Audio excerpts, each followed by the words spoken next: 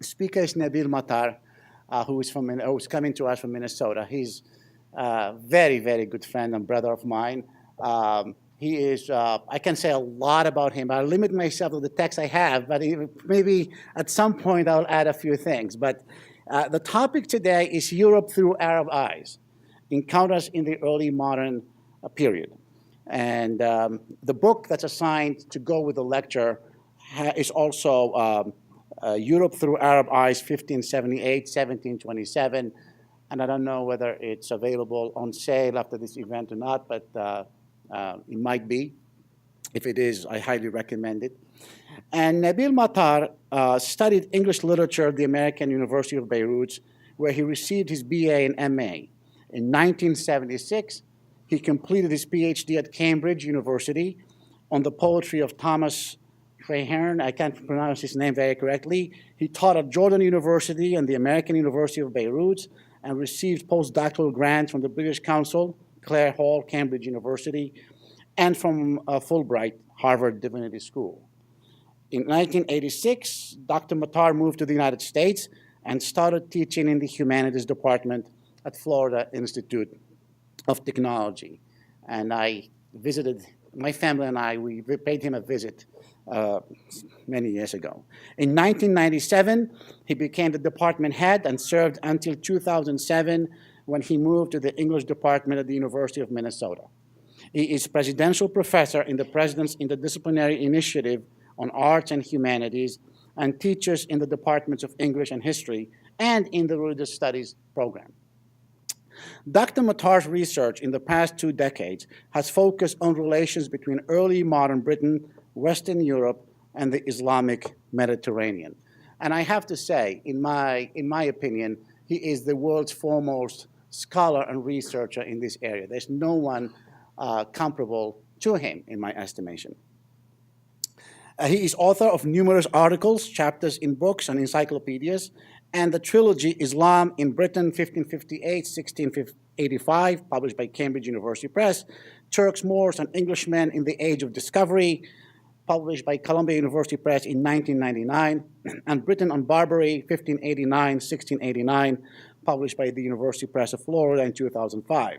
He wrote the introduction to Piracy, Slavery, and Redemption, published by Columbia University Press in 2001, and began a second trilogy on Arabs and Europeans in the early modern world. In the Lands of the Christians, published in 2003 by Routledge, Europe Through Arab Eyes, which is associated with this lecture tonight, published by Columbia University Press in 2009. And he's currently working on the third installment, Arabs and Europeans, 1517-1798. With Professor Gerald MacLean, he published Britain and the Islamic World, 1558-1713, Oxford University Press, 2011. With Professor Judy Hayden, he edited a collection of essays on travel to the Holy Land in the early modern period, which is actually in press. His forthcoming from Brill in 2012, I guess soon. His forthcoming publication is a study and an annotated edition of Henry Stubb and the Prophet Muhammad, the original and progress of Mohammedanism, which is a manuscript that he discovered, and now he is annotating and editing, coming from Columbia University Press very shortly. He is completing a work on names and numbers, British captives in North Africa, 1578-1727. In recognition of his pioneering scholarship on the relationship between Islamic civilization and early modern period, Dr. Matar was given the Building Bridges Award at the University of Cambridge last month. Please help me in welcoming Nabil Matar to the podium.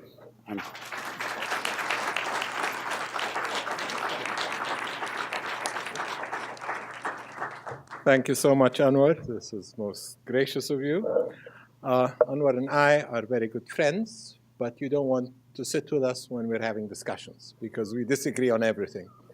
And poor Melissa, his wife, had to endure the first kind of dinner we had a couple of nights ago because that was just a constant kind of disagreement.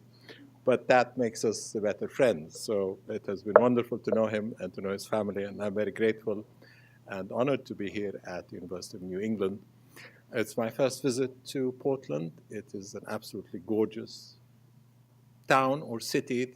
Today I had a discussion with the waiter whether it's a town or a city. We agreed it's a city, but has the feeling of a town, which is absolutely lovely.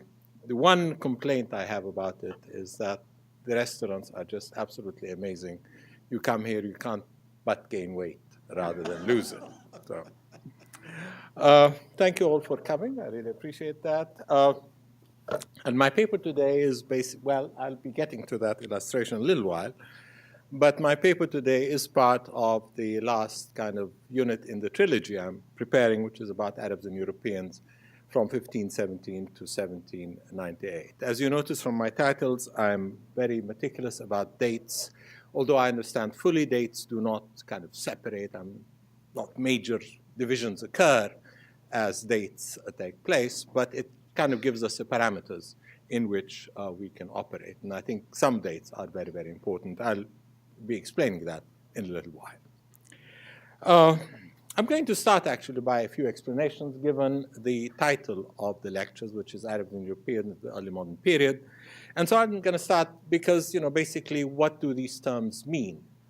Nowadays, terms are very, very fluid, and they're constantly being negotiated in terms of how we understand those terms. So I'm going to start with the term Arab and how I'm using it in this paper and in the project I have. And basically, I'm using it as a linguistic category without any of the 19th or the 20th century implications of nationalism, which emerged much later.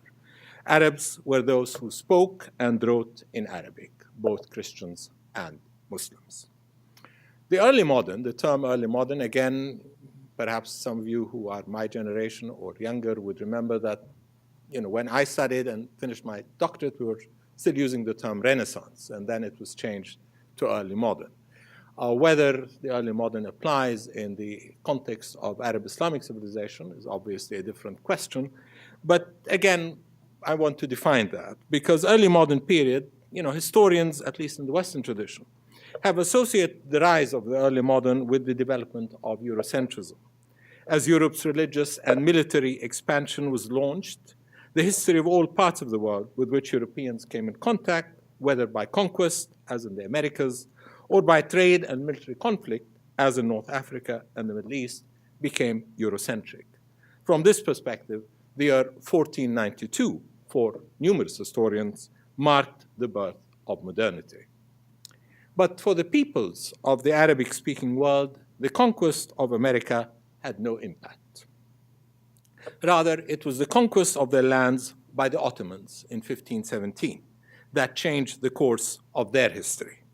In that year, 1517, Ottoman armies conquered Syria, Palestine, and then Egypt, all the way to Algeria, a name actually coined by the Ottomans. They never touched Morocco, so that's why Anwar is always very proud of that. So 1517 is the beginning, while the terminus at Qem is the year 1798. That's the kind of the parameter within which I'm working, and the Napoleonic invasion, which brought about transformations in Arabic civilization and Arab society. And basically, Albert Farani, Edward Said, and many historians would kind of recognize the Napoleonic invasion as a major transformation in the history of the Arabic East. Europe. There were two Europes which were encountered by two different Arabic-speaking communities. There was Western Europe that comprised France and Spain, Malta and Italy, with England becoming a strong contender from the early 17th century on. And there was Eastern Europe, which comprised Russia. It is necessary to start, however, with an admission. Arabs did not leave behind extensive writings about Europe and Europeans. They wrote by far less than Europeans wrote about them. Explanations as to why they did not produce more accounts have varied, with some historians advancing the psychological absence of curiosity among Muslims, and others crediting Islamic narrowness to the injunctions of jurists, especially the Malikis of North Africa. Such explanations are inadequate. The reason why Arabs and Muslims in general wrote little about Europeans was a result of their infrequent travels to European countries. And the reason why they traveled infrequently was not psychological or theological. Travel to Christendom nearly always took place aboard European ships, which ships were reluctant to provide infidels, as they called them, with means of transportation. The Maghariba, for instance, people of Western North Africa, the Maghariba always preferred European ships over their own because they knew that European ships were better built.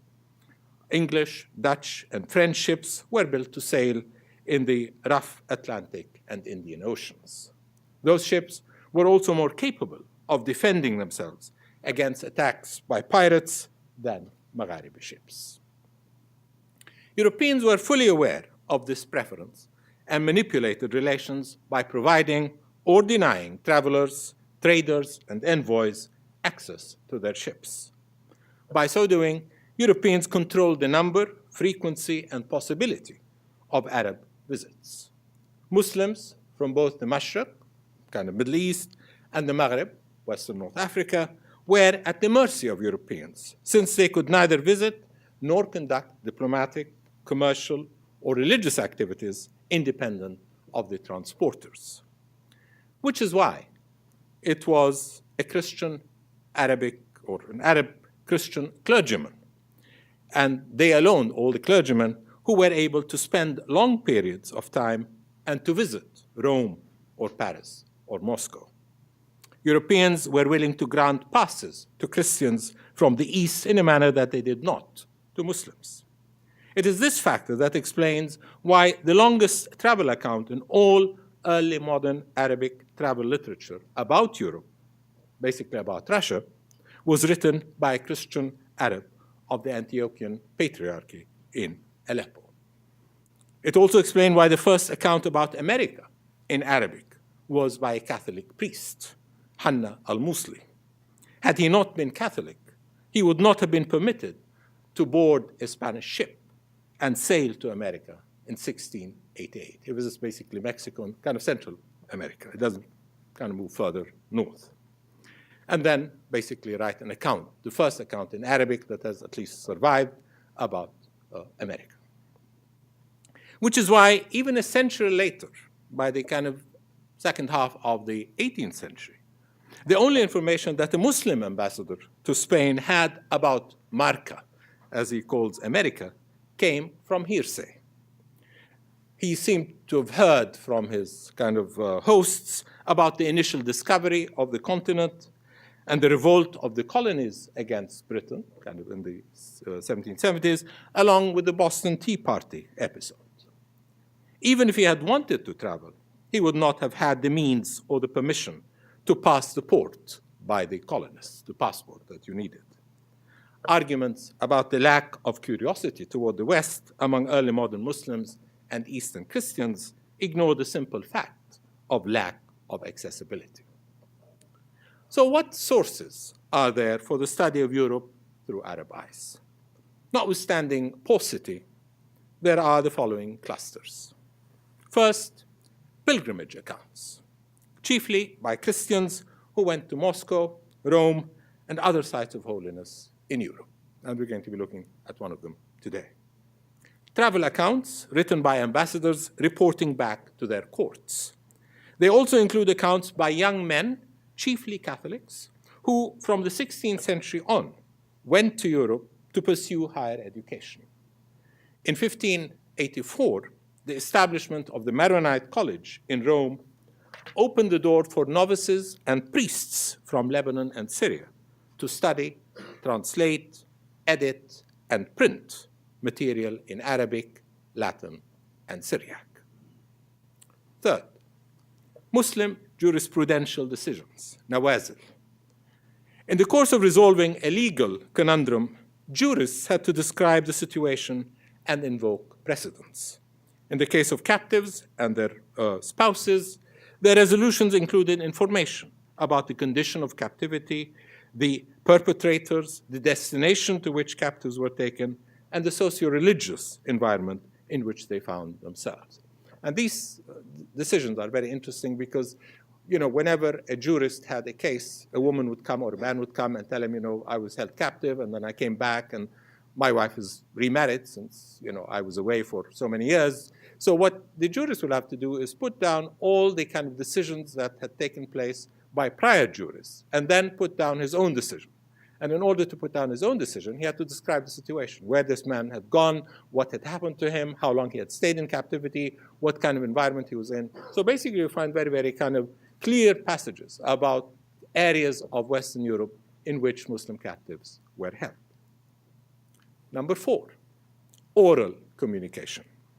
The Arabs of North Africa learned about European affairs from the hundreds of laborers, resident workers, merchants, and converts who lived among them, from Tangier to Tripoli in Lebanon.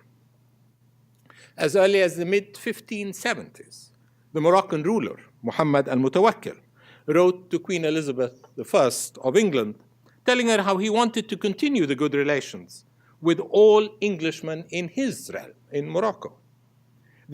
And then he describes who these Englishmen are, I quote in translation, the traveler and the resident, the exporter and the importer, the virtuous and the libertine, must have been having good time there, the buyer and the trader, end of quote.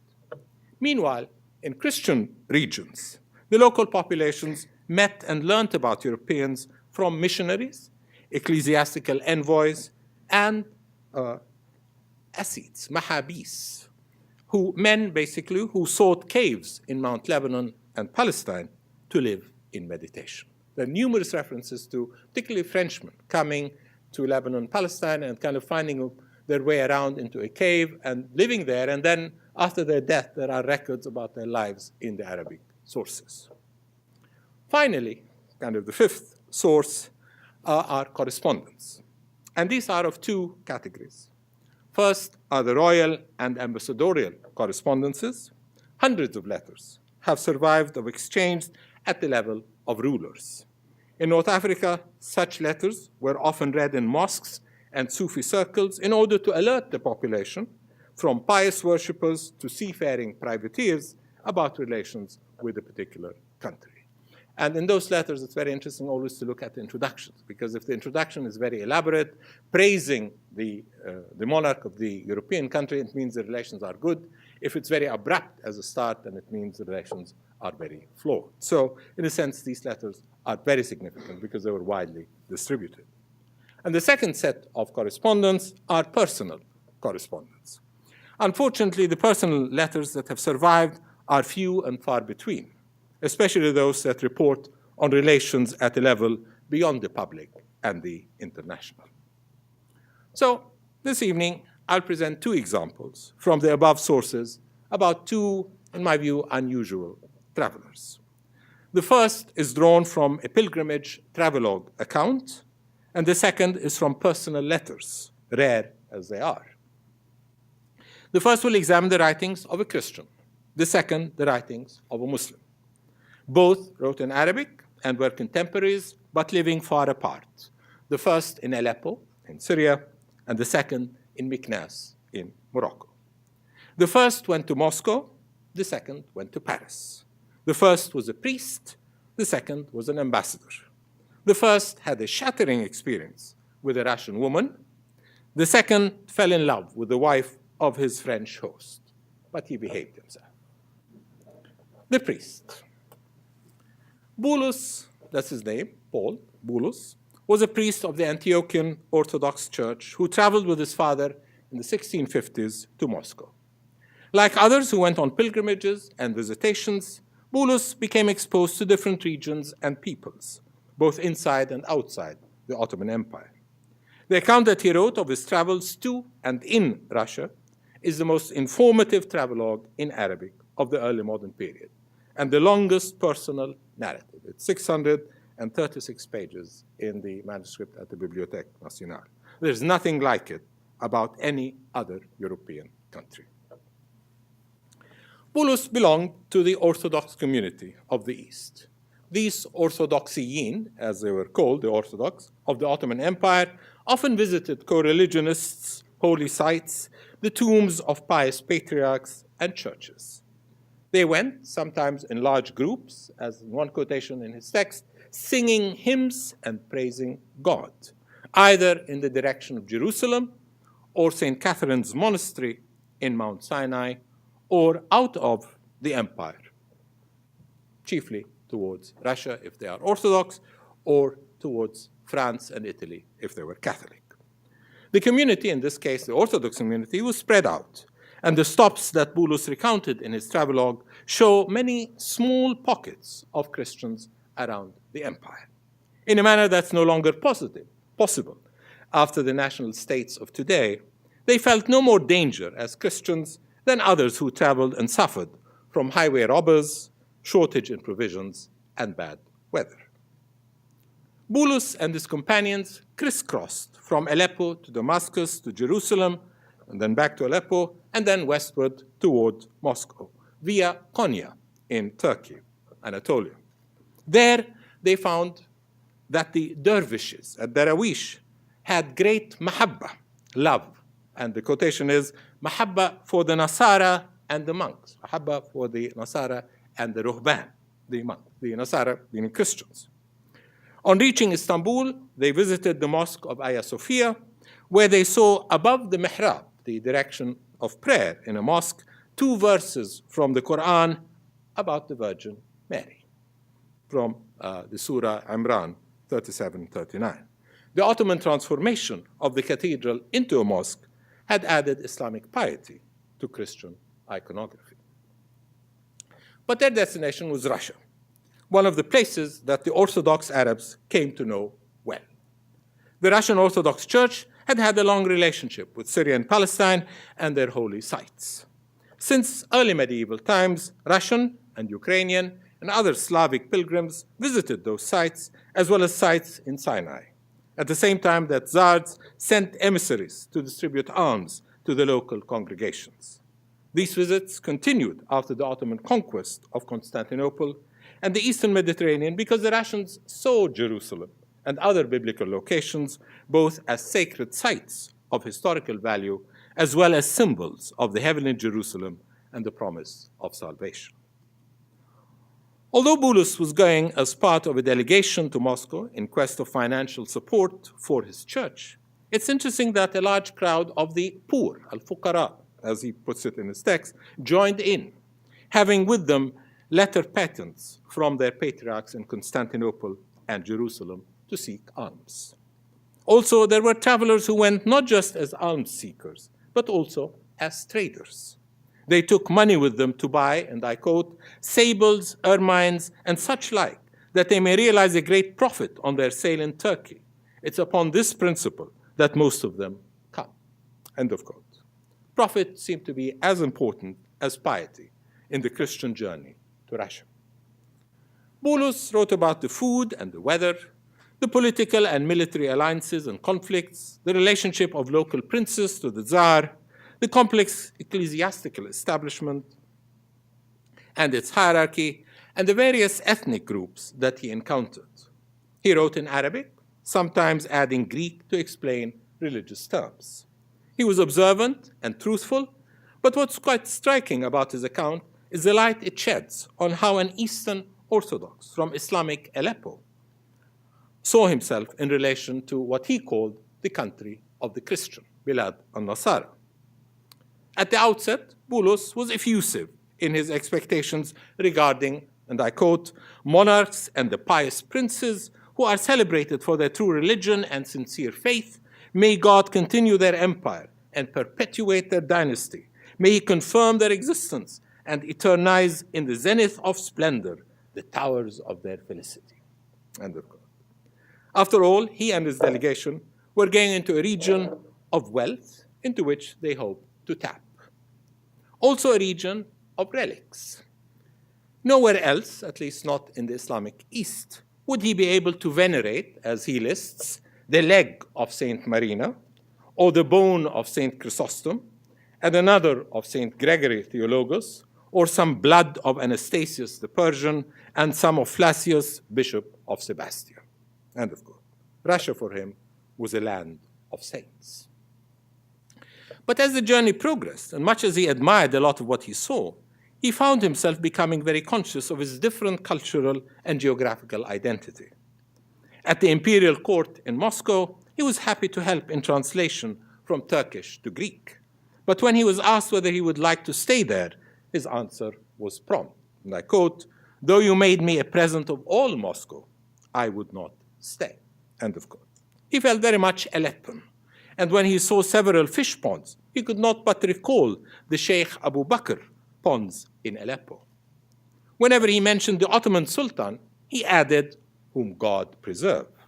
For he was proud of Ottoman military might, especially recalling the victory over Baghdad in 1638 and the fear that victory instilled in subject provinces in the hinterlands. His knowledge of Turkish made him feel sympathetic to the Muslim Tatars, whom he met. Although he was surprised to see them, Muslims taking off their kalpaks in the presence of Christians, he was eager to talk to them, since they were familiar, as he said, with our country and Damascus. End of quote. Meanwhile, he sometimes felt alienated from his foreign surroundings. He was unhappy that all information about the progress of the Russian Tsar was viewed as a state secret, to which he and his companions were not given access, being non-Muscovites. And there was the long Russian liturgies, tiring and tedious. As he said, quote, "severe enough to turn children's hair gray." End of quote. What may have sealed his alienation was his realization that the Russians, fellow Orthodox as they were different, both in ecclesiastical as well as in social custom and tradition. A shattering encounter took place with a Russian woman, a woman who shared Bulus's religion but not his Middle Eastern culture. And I quote, "And now I have to mention a strange thing, which I witnessed on this occasion, a thing which we had been told of, but which we would not believe. I saw it, however, with my own eyes, and it was this. After the table was set, and we had taken our places at the board, the voivode, the governor, called in his wife, who came in her finest dress with her daughters and little boys, bowing her head to us as she entered and saluting us. Then the governor placed her in the middle of the room and begged us to go and kiss her on the mouth with the holy Paschal kiss, in the virtue of which they have the highest faith. I turned into a mute statue and was melting away in a fever of bashfulness. In vain the husband urged me vehemently. I still held back, until at length they got the dragomans, the translators, to prevail on me and to go and kiss the lady, by representing to me that otherwise the governor, her husband, would be seriously affronted.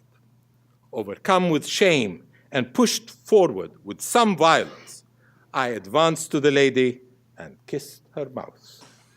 And she kissed mine, saying, Christos Voskros. I was, as it were, without sight or sense. So great was my confusion amidst a scene I had never before witnessed. End of quote. Christian society in Aleppo was integrated within the mores and value systems of the Islamic majority, where women were not available for such embrace. The behavior of the Russians deeply challenged his cultural norms, which may explain why Bulus was very happy about returning to, as he called it, my country, Baladna. There was difference between the orthodoxy of Russia and of his homeland. While there was difference with the Russians, there was commonality among the different religious communities in the Ottoman world. As Bulus noted, Muslims, Christians, and Jews went to the shrine of Sheikh Abu Bakr, the guy with the ponds, in Aleppo, to celebrate the arrival of special water brought from Persia to repel locusts. At the head of the procession were the Muslims, who were singing, then the Christians, who were chanting in Greek. And all together, they went around the wall of the city in a most, as he said, orderly fashion. Bulus cherished such manifestations of interreligious activities, especially around saints venerated by Muslims and Christians alike.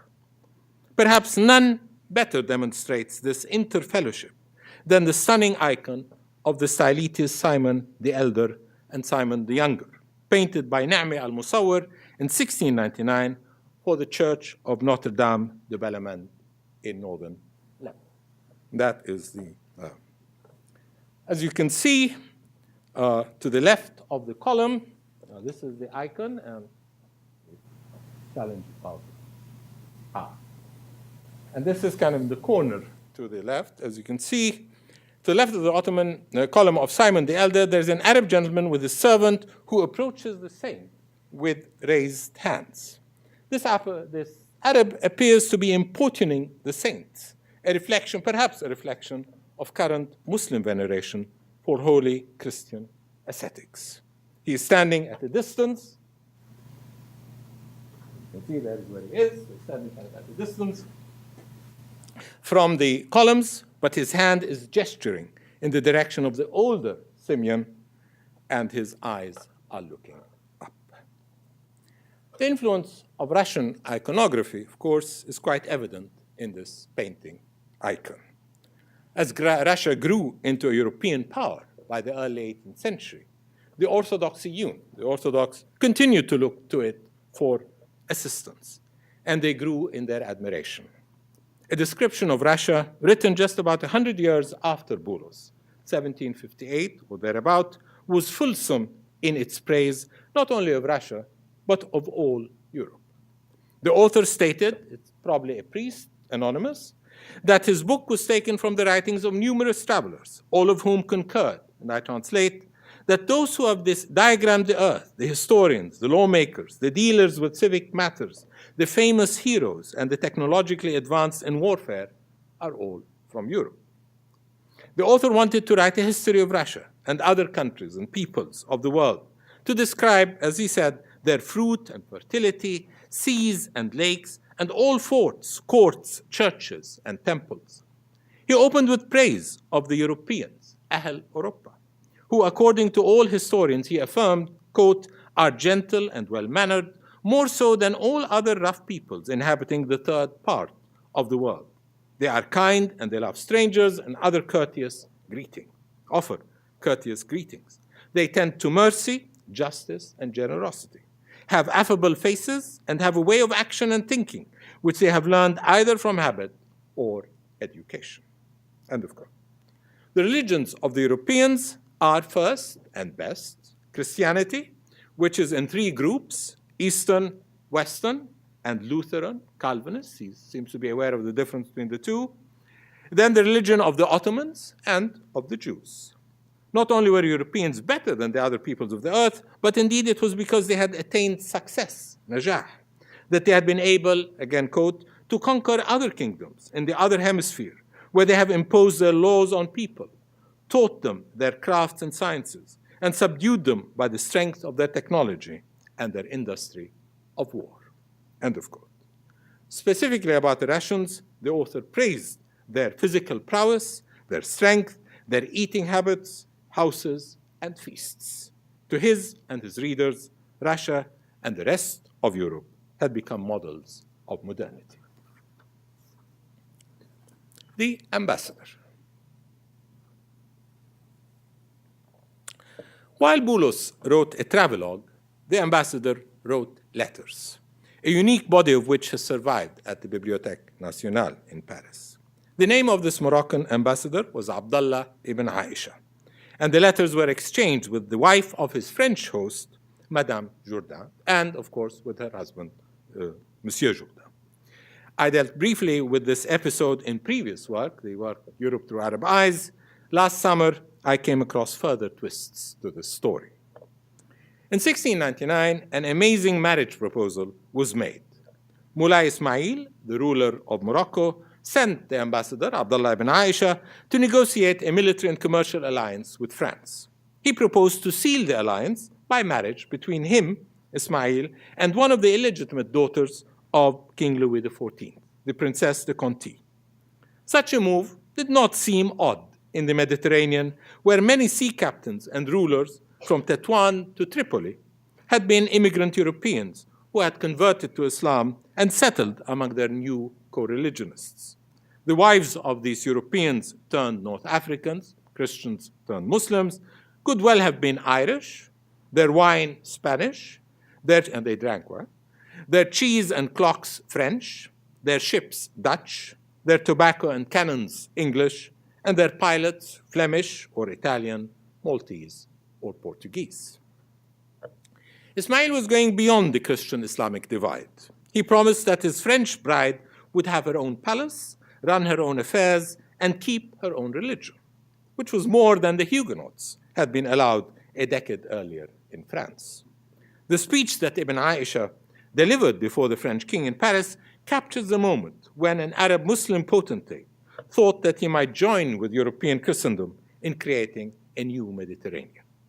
The friendship between Morocco and France, Ibn Aisha said, and I translate, will bring about peace and tranquility to the people after such a long war. That is what will make the Moors French and the French Moors. End of quote. The speech expressed the hope for inter-identification between the Maghariba and the French, the Muslim and the Christian, effecting thereby a transformation of identities and realizing an engagement rather than a clash of civilizations in the Mediterranean.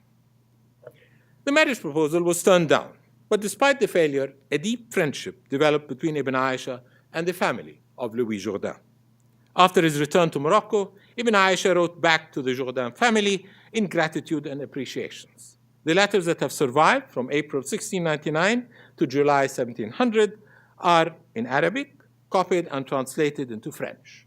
They include discussions of business and scientific affairs and conclude in a startling moment of what Albert Harani called Arabo-Latin harmony. At the start, on 12 April 1699, Jourdain wrote to Ibn Aisha telling him that he wanted to start a business in Salé under Ibn Aisha's auspices. The goal was to sell French manufactured products and buy Moroccan agricultural goods. In the letter, Jourdain explains to the Moroccan about the changes in the world's new economic order.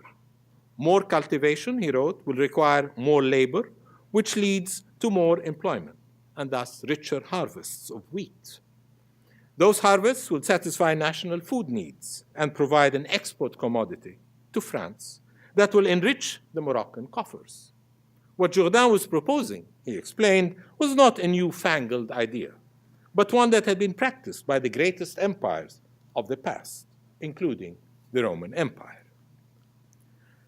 It's not clear how much Ibn Aisha and Mulai Ismail, to whom the ambassador reported every move and every word, heeded Jourdain's advice, but at least they were learning about Roman historical precedents and how European agriculture, population control, and capitalism were changing.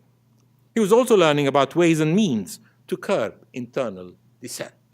And I translate, in all the histories that I have read, I have found that all the rebellions and revolts that occur in a land stems from the unemployment of people. That's why the ancient Romans, who were famous for their sound administration and policy in their dominions, when they were on peaceful terms with their neighbors and not at war with others, used to send tribes and peasants into the wastelands.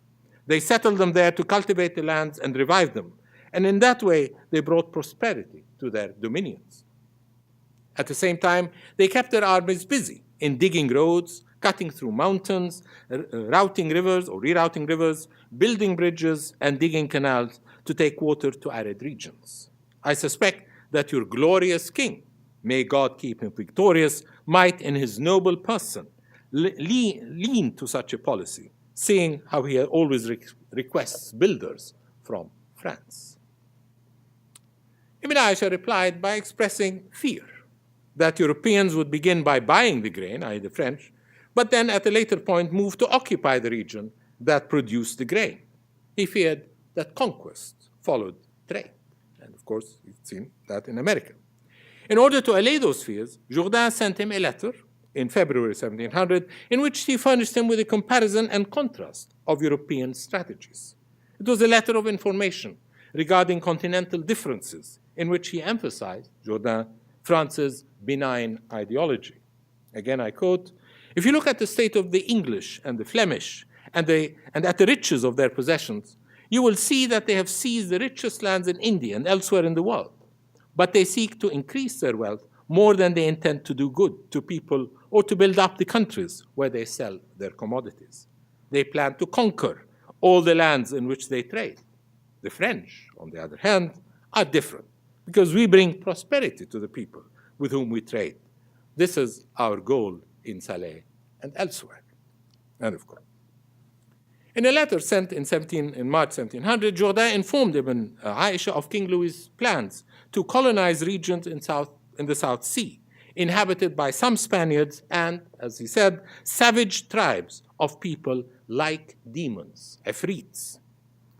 Not only was the Frenchman teaching the Moroccan to view peoples about whom the latter knew nothing as savages and dangerous, he was also justifying imperial conquest on racial grounds. And that is kind of interesting because Mulai Ismail himself, the ruler, was half black.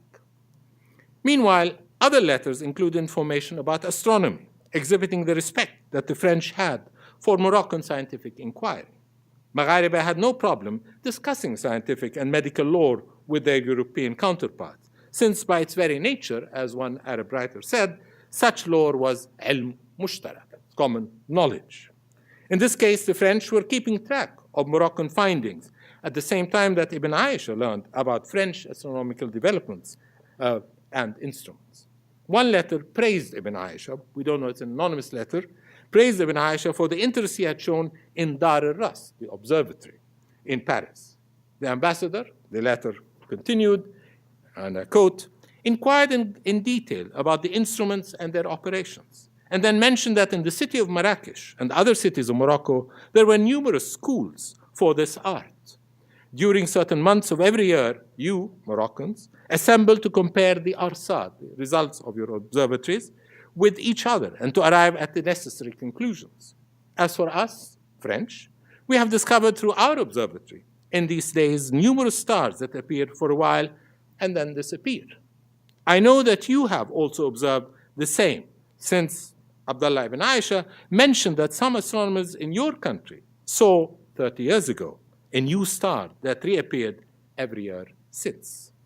We shall give Abdullah ibn Aisha a book that contains illustrations of the visible stars in the region of Paris and includes an illustration of that new star. Much as trade and science informed the correspondence, the friendship that had been established by Ibn Aisha and his entourage as well with the Jourdain family remained a priority. During his stay in Paris, Ibn Aisha had fallen in love, mahabba, not hub in Arabic, in a pure and unphysical manner with Madame Jourdain. After his return to Meknès, they exchanged letters in which both expressed love to each other within, quote, the bounds of religious law, end of quote, as Ibn Aisha affirmed. And in her letters, what she said, the love that she has for him is whatever God permits, as she cautioned. So much mahabba, so much love did she have for him that she opened one letter in 25 September 1699 with the Islamic expression, which is not necessarily not Christian, Alhamdulillahi wa la hawla wa la quwwata illa billahi al-aliyyil azim. Praise be to God, there is neither strength nor succor except in the Almighty and Eternal God. Meanwhile, Ibn Aisha wrote back wishing, not in untypical Arabic manner, for God to grant her a son in her next pregnancy, which it seems God did. After giving birth, she wrote to Ibn Aisha on 21st March 1700, telling him about the son. Quote, he is like a perfect moon. May God bless you and him. And then she continued the letter, and we have named him at his christening, Jean-François Abdullah ibn Aisha Jourdain. The Moor had become French, and the French Moor. In the light of the above two examples from the archives, a number of observations can be drawn about Arab knowledge of Europe and Europeans. First, the Arabic information about Europeans lacks a kind of master narrative. This absence of a dominant and enduring narrative is in contrast to the master narratives that molded English or French accounts of the Islamic world. Most European travelers who went to North Africa, the Levant, even North America, took with them two formative traditions, the classical and the biblical. The region, the people, and the history were already narrativized for the traveler, or in North Africa for the colonist, and what he had to do was merely fill in with additional information, verify the old, or contrast the glorious past, either Greek, Roman, or Christian, with the dismal present of the Arabs and the Turks and the Indians. The traveler went with a formidable and prestigious narrative, in a manner that no Arab traveler to France or Russia or England ever did, excepting perhaps to Spain. Further, the Arabic writings about Western Europe and Europeans, both from Christian and Muslim pens, remained confined to personal observations and accounts.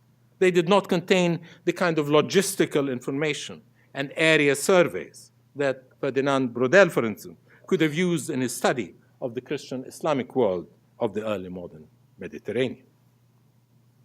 Secondly, Arabic sources furnish empirical descriptions that, importantly, did not include deliberate misrepresentations. They do not feature the concept of or the term for the other, al-akhar.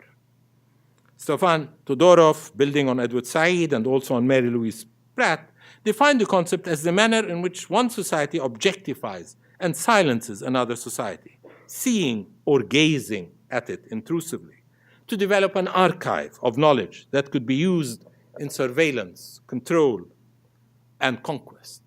Muslims and Christians of the East, as many episodes reveal, resented such a manner of European gazing. One example. In Istanbul of 1673, some Frenchmen wandered into the court of judicature. When the judge, so it's a kind of Muslim court in Istanbul, when the judge asked them what business they had, I quote, they, presuming upon the innocence of their curiosity, answered they only came to see, which put him, the judge, into a fit of passion. What, said he, do you take us for monkeys, which show tricks that you come here to gaze and stare upon us? Whereupon they were thrown out. End of quote. This antipathy to gazing can be credited to a unique kind of religiosity. Early modern European travelers, Spanish and Portuguese, French and English, meticulously collected information about the regions and peoples they visited, initiating thereby an initial form of anthropology or ethnography. This mode of surveillance and reconnaissance became part of their mindset regarding all descriptions of lands and people. That is why when Francis Bacon urged his readers to travel in his famous essay on travel, kind of 1625, he directed them to examine and subsequently write about the following, quote, foreign shipping and navies, houses and gardens of state and pleasure, armories, arsenals, magazines, exchanges, bourses, warehouses, exercises of horsemanship, fencing, training of soldiers, and the like, end of quote. The traveler was to be a spy, collecting and recording empirical data, replicating for Bacon the work of the scientist in moving from particulars to generals. Meanwhile, Arab travelers went into the world with a very different goal. A traveler who was a contemporary with Francis Bacon, but from Morocco, Ibn al-Malih, who was writing in 1630-33, encouraged travel, but for a different goal. Go, he addressed his reader, in imitation of the prophet Moses, who, according to one of the sayings of the prophet Muhammad, sought trade and moral enlightenment and precepts. Ru'yat al-ibar, go and learn morality in a sense. The traveler was to note rivers and mountains, peoples and dynasties, but all in order to praise God. The Muslim traveled sub species eternitatis, in search of the eternal, not the temporal. Thirdly, in the early modern period, Arab Islamic writings about Europe all belong to the Maghreb. while the Arab Christian writings belong to the Mashriq, to the Middle East. The difference is explained by the absence of native Christian communities west of Egypt.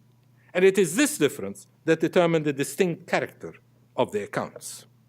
Christian Arabic writings were not official documents written in the corridors of Ottoman power, as were the accounts in the Arab Islamic countries, which were produced nearly always by emissaries or ambassadors with specific treaties or crises to negotiate. The writings of the Christian Arabs complement the Arab Islamic material and furnish an additional source of information about the unique early modern intersection. For they present Eastern writers who shared religious belief with the European Westerners, but not cultural identity, doctrines, but not history, nor geography. And so, going back to our priest and our ambassador, the two men engaged Euro-Christians without imposing an imperial gaze or a silencing otherness. Arabs talked, translated, and listened. They disputed and argued, fell in love and admired, wondered and declaimed. Their views were not predetermined by the absolutes of religious or jurisprudential determinations, but stemmed from their quotidian engagement and encounter. There were responses and reactions to actions and deeds, and not to historical events and memories, and so ever-changing and ever-adjusting.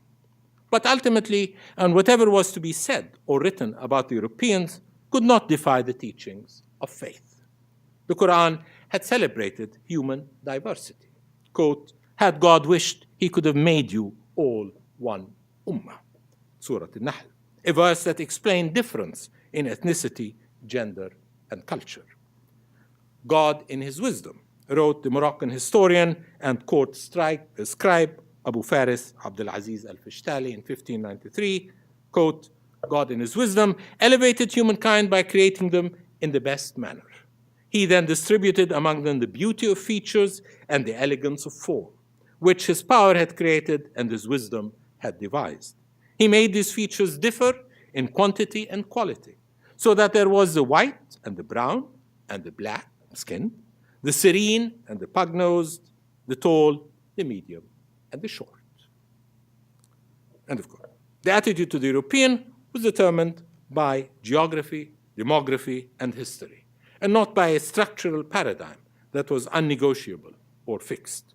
For among Europeans, Muslims, and Eastern Christian Arabs discovered many, many Europeans and many Europes. And what those Europeans had done or not done determined how they were to be viewed. Perhaps no episode can better conclude such openness of attitude than an episode in Morocco in the early 17th century. After the Spaniards of Al Jadida, Azagan, agreed to a truce with the Muslims of Azamur, the wife of the Spanish military commander went out with her lady companions to visit, as she calls, the Arabs. The latter welcomed her and presented her with food, including poultry, milk, and eggs. The wife was so happy that she told her husband to take his soldiers to the field and yal'ab, to sport with the soldiers of the Muslims. It would be great entertainment to her, she explained. So the two religious groups of the Christian-Muslim frontier met and sported together as she and her Moroccan hosts watched each other. Thank you.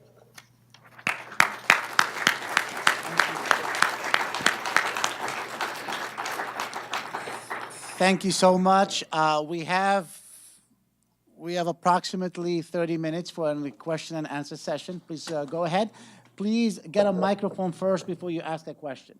Microphones will be on both sides of the lecture hall.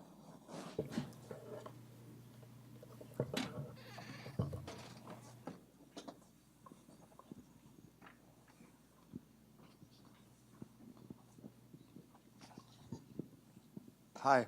Hello. I've followed your last little comment about meeting where the Moors and the Spanish met at the behest of the French, or the Spanish, the wife of the Spanish military officer. But what did you mean? What were they doing when they were watching them? We don't have, I mean, the account ends there. But Just the as point just is spoil- that, that's what leaves it something Yeah, to the imagination. I think they were eating. I mean, that was Oh, the okay. emphasis of the passage, is that the Spaniards were, it seems, beleaguered for food.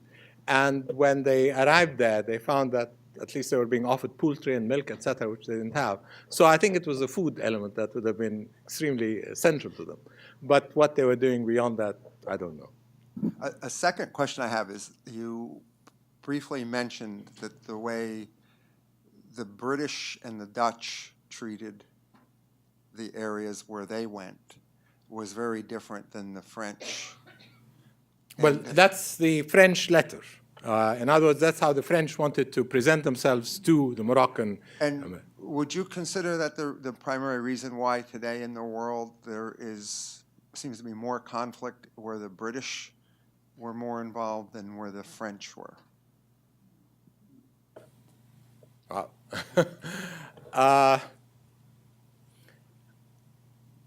I mean, I think if you want to look historically in terms of regions which had been colonized by Britain, from Cyprus to Palestine to India, yes, I mean, by the end of the 1940s, all these will actually break up and result in horrendous civil wars, or internal wars rather than civil wars, which, yes, did not take place in former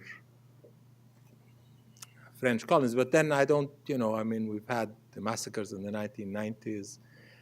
So I don't know if we can, I mean, I think each colonial model built a structure of polarization within its colonized societies that would explode either sooner or later. I think in the British cases, it was sooner.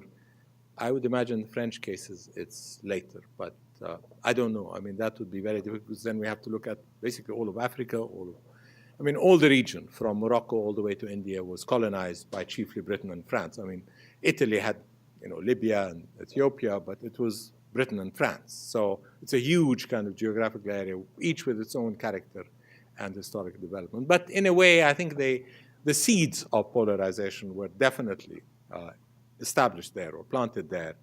How and when they basically blossomed into conflict, I would imagine varies.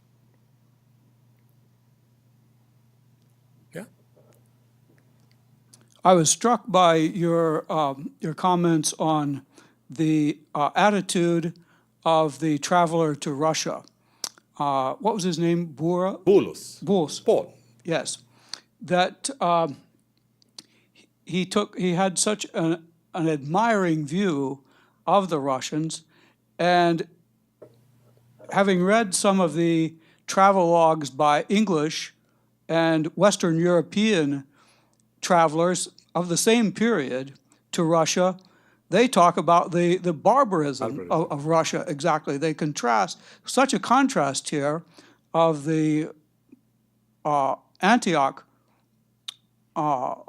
account that is so, that elevates the status of Russia, and the Western European and the English who sort of denigrate the status at the same time, coming from very different points of view and looking for different things and seeing such very different things about that. Can you account for, or comment on that? That's a very good question. And I mean, it's always interesting to mention that, he's writing just about the same time that John Milton is writing about Russia as well. So your point is absolutely correct. I mean, in terms of not just Milton's view of Russia, but even the whole historical trajectory of travelers to Russia from England and Western Europe. Yes, they're always by far more negative. I would say there are two reasons for that. First is that as an Orthodox, he would have had much more access to a wide variety of exposures than a Protestant coming from England. I mean, there already was a kind of separation that would keep him out. And that was kind of not uncommon within all the religious societies. For instance, if he went to, as he did, for instance, he goes to Mount Sinai, the convent of St. Catherine, because he's Orthodox, he's shown the relics, etc. While if you're an Englishman or anybody else, you don't even get close to them. So he had that extra factor that allowed him to be more intimate and more understanding, or put him to become more intimate, understanding of the Russian. And second of all, of course, these are his co-religionists. I mean, he is, he's going there to ask for money. He sees, potential for help and assistance, which is what he wants. So, I mean, he clearly admires them for that and would write favorably of them. But I think the first element is really something very distinctive about nearly all travelers, is that once you get travelers who are of the same religious identity, then they have by far more access. And whether, with Catholics, for instance, they're the only one who would go to America as a Catholic. So there was this advantage that they had. And in this case, definitely it was there over and beyond, the non-Orthodox travelers. But it's a good point.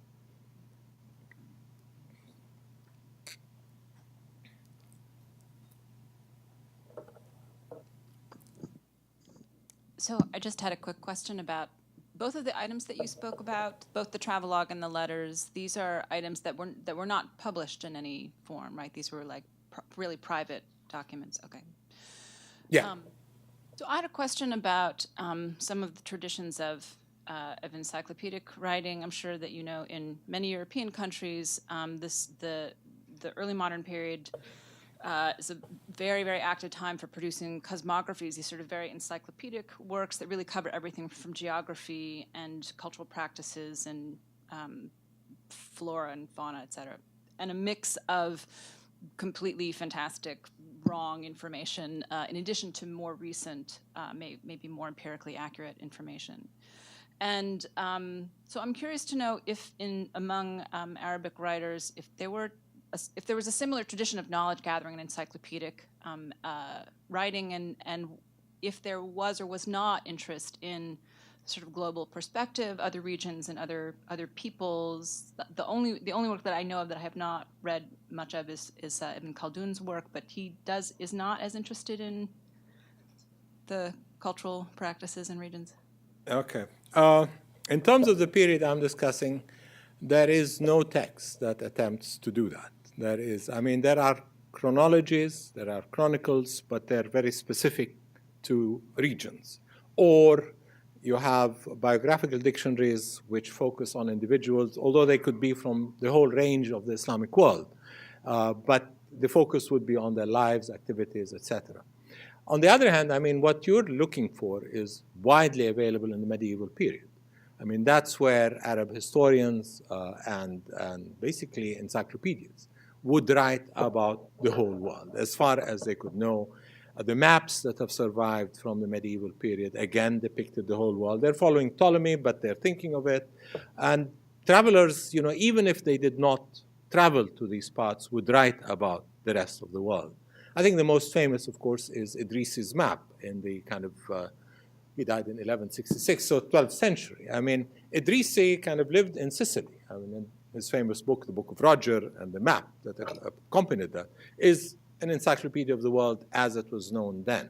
It's a very, very sophisticated range of knowledge, notwithstanding the fact that he did not leave. He did not travel, but he would meet travelers and pilgrims and basically grill them for information, and then kind of designed a map as well as a description of the world that's pretty advanced for the 12th century. If you compare that with the kind of maps that there were in England or France, it's by far more detailed than anything else. Furthermore, there are geographers who, again, because of the contacts of Muslims with India, with China, with kind of, Eastern Asia, and these were totally unknown to the Europeans. And so in the 16th and 17th century, when the Europeans are beginning to build their trading contacts there, they don't know anything. And so they turn to these Arab historians for translation. The one famous one is Abu al-Faraj, who, again, is a medieval geographer. But even in the 17th century, he was still being quoted and cited. And what's interesting is that when they translated his text and printed it, he writes, he wrote a huge encyclopedia about the world. And there's one unit in which they were very interested, which was the region of India.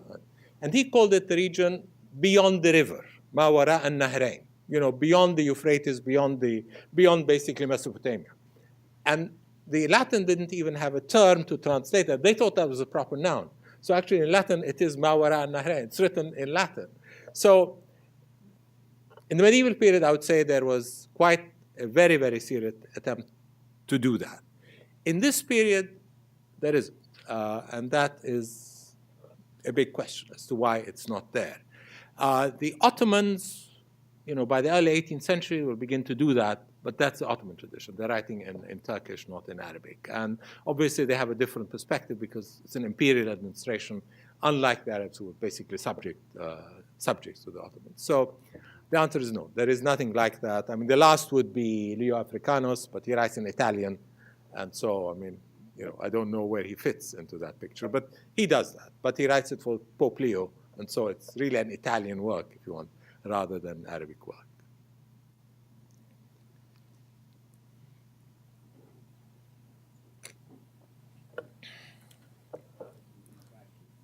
Earlier, you talked about Frenchmen traveling to Turkmenistan to see a court.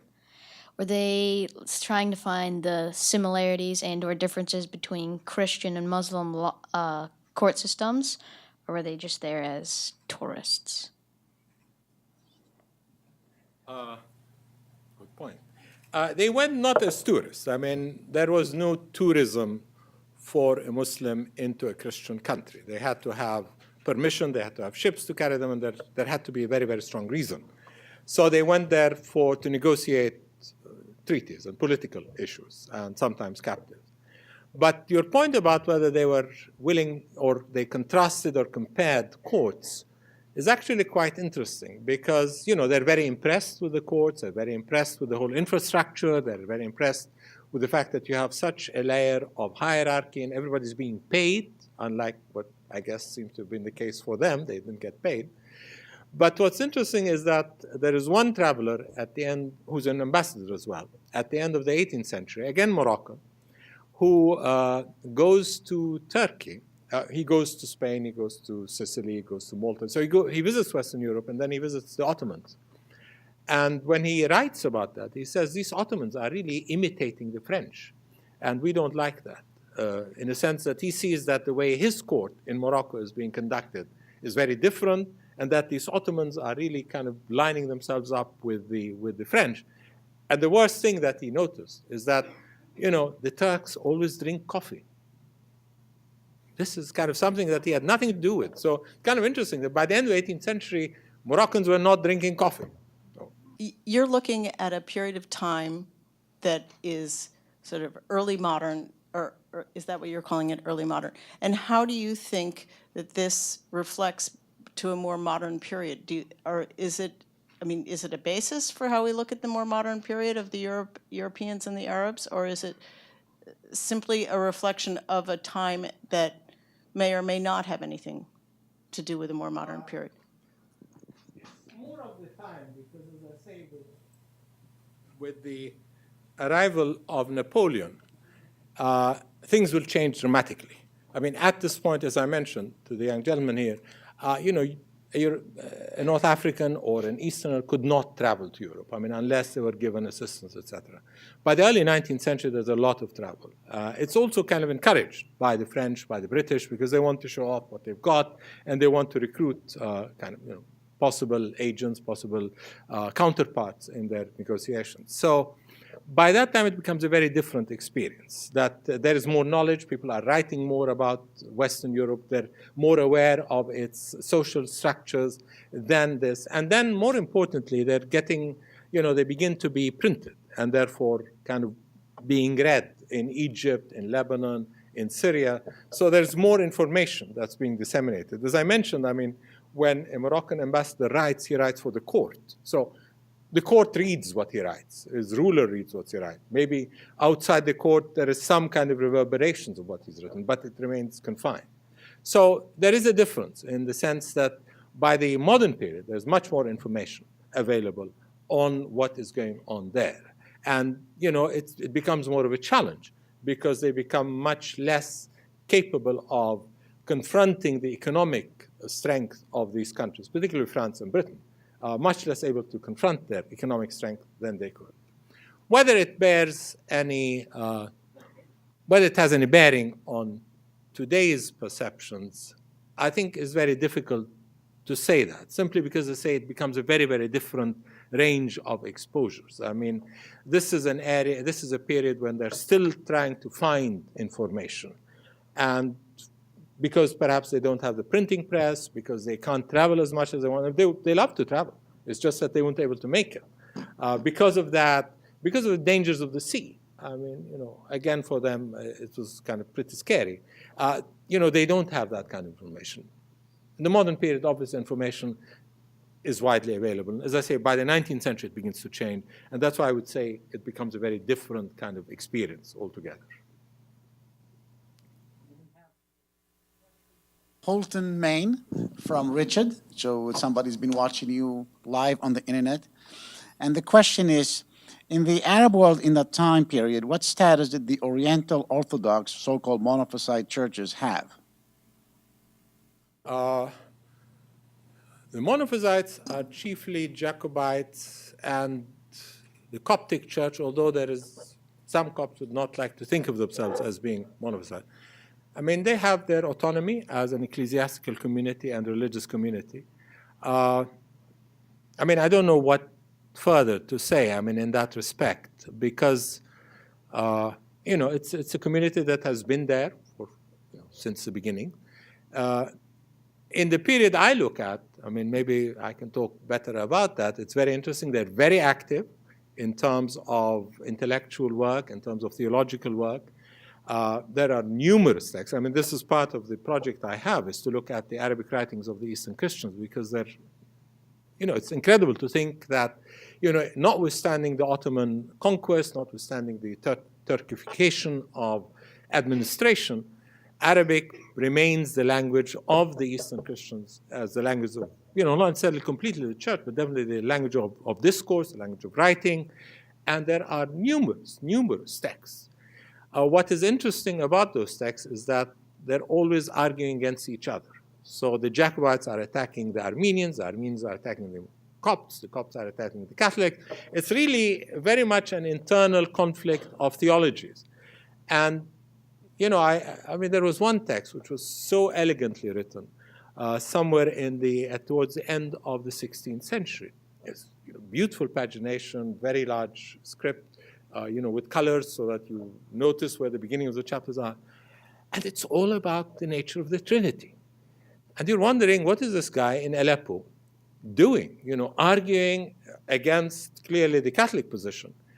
Because Orthodox and Catholic differ on the interpretation of the Trinity. One is through the procession of the Holy Spirit. The other is with, God and Father and Son versus Father through Son. I mean, there's this long theological discussion going on at the end of the 16th century in Aleppo. Who or what or why is that coming through?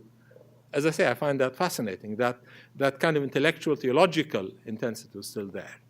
So the communities, as far as my period is concerned, were very active and very productive in that respect. And I think that's an area that needs to be further studied in terms of what they have left behind.